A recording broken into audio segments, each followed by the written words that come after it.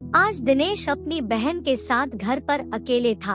उसकी बहन की शादी हो गई थी, पर भरी जवानी में वह विधवा हो गई थी, इसीलिए वह अपने मायके में रहती थी। आज दिनेश के मम्मी पापा किसी रिश्तेदार के यहाँ कुछ काम से गए थे। अभी लोग 2 दिन बाद वापस लौटने वाले थे। दिनेश की बहन रुबीना बाथरूम में नहा रही थी और दिनेश बाहर बरामदे में सोफे पर बैठकर मोबाइल पर कुछ दूसरे की वीडियो चला रहा था। दिनेश ने सोचा दीदी को नहाने में करीब आधा घंटा लगेगा, तब तक वह मोबाइल पर कुछ देख लेता है। लेकिन उसे क्या पता था कि उसकी दीदी बहुत जल्द नहा धोकर वापस आ जाएगी।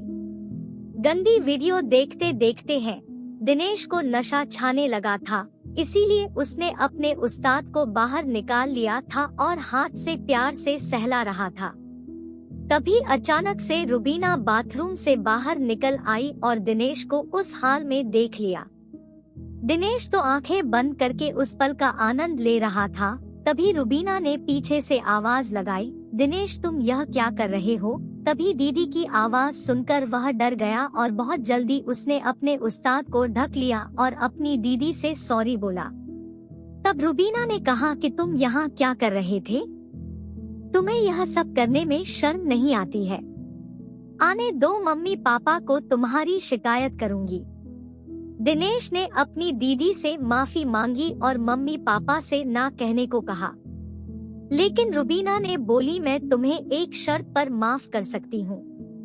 दिनेश ने घबराती, बेकार कैसी शर्त? चला दिनेश के पास आई और सोफे पर उसके बगल में बैठते हुए बोली, अगर तुम मुझे खुश कर दो तो।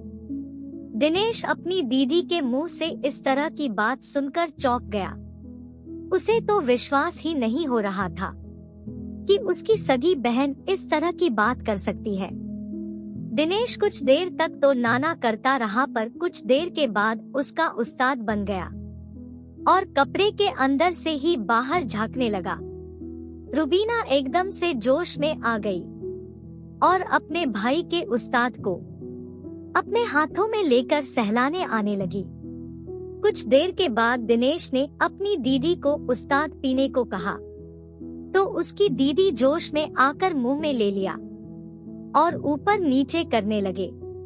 तभी अचानक से दिनेश के उस्ताद से रस निकल गया और रुबीना पूरा रस पी गई।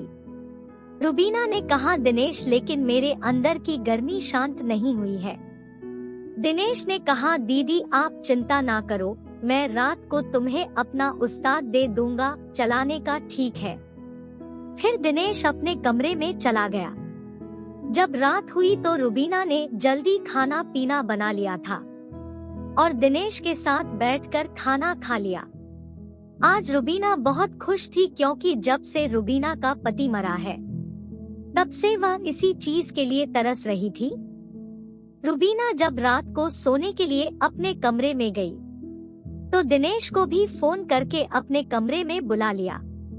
रात के 12 बजे दोनों बेड पर लेटकर प्यार भरी बातें करने लगे, क्योंकि पूरे घर में सिर्फ वही दोनों थे।